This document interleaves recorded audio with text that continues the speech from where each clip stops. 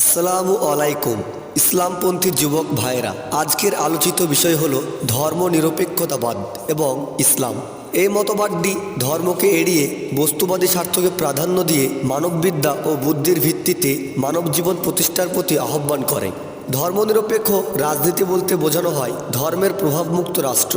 এই মতবাদটি 17শো শতাব্দীতে ইউরোপে আত্মপ্রকাশ ঘটে এবং ঊনবিংশ শতাব্দীতে এটি প্রাচ্যে প্রসারিত হয়। প্রথম দিকে মিশর, তুরস্ক, ইরান, লেবানন, সিরিয়াতে প্রসার লাভ করে। বিংশ শতাব্দীতে এসে অন্যান্য আরব দেশগুলোতে বিস্তার লাভ করে। আরব বিশ্বে এই মতবাদকে লাহদিনিয়া বা ধর্মহীনতা বলার কথা থাকলেও এই মতবাদের প্রবক্তকরা লাহদিনিয়া শব্দের পরিবর্তে ইলমিনিয়া বা বিজ্ঞানময় শব্দটি ব্যবহার করে, যে শব্দটি বোধ হয় ইলম বা জ্ঞান থেকে সংগ্রহ করা হয়েছে। কিন্তু এই মতবাদের সাথে বিজ্ঞানের কোনো সম্পর্ক নেই। তবুও এই শব্দটিকে ব্যবহার করতে তাদের কোনো দ্বিধা হয় না, কারণ শব্দটিকে জ্ঞানের দিকে সম্পর্কযুক্ত করলে আরব সমাজে অপেক্ষাকৃত কম প্রতিক্রিয়া সৃষ্টি হবে। তাই এই বিভ্রান্ত নিরসনার্থে শব্দটিকে ইলমিনিয়া না বলে আলমানিয়া বলা উচিত। সেকুলারিজম শব্দের অর্থ ধর্মহীনতা, কিন্তু আমাদেরকে বিভ্রান্ত করার জন্য এটির ভুল অনুবাদ করে আর বলা হয় যে এর অর্থ ধর্মনিরপেক্ষতা, যেটির মূল বিষয় হলো রাষ্ট্রীয় ও সামাজিক জীবন থেকে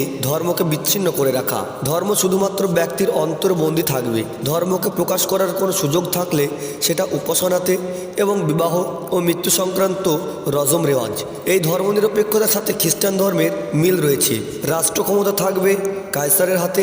কায়সার কথার অর্থ হলো খ্রিস্টান সরকারের প্রধান উপাধি, এবং গির্জার ক্ষমতা থাকবে আল্লাহর হাতে। যিশুর নামে প্রচারিত বাণী, কায়সারের অধিকার কায়সারকে দাও, আল্লাহর অধিকার আল্লাহকে দাও। কিন্তু ইসলাম এই ধরনের দ্বিমুখী নীতির অনুমোদন করে না।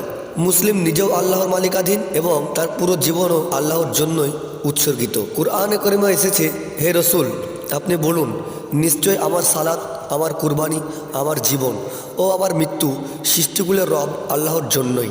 আজ এই পর্যন্তই। পরের ভিডিওতে আমরা আলোচনা করব ধর্মনিরপেক্ষতার উৎপত্তি ও উল্লেখযোগ্য ধর্মনিরপেক্ষ ব্যক্তিত্ব। ভিডিওর শেষে একটা কথাই বলবো, আর কত রক্ত দেখলে তুমি পথে পা বাড়াবে, আর কত মা বোন আব্রু হারালে, বিদ্রোহ দলে তুমি খুন ঝরাবে।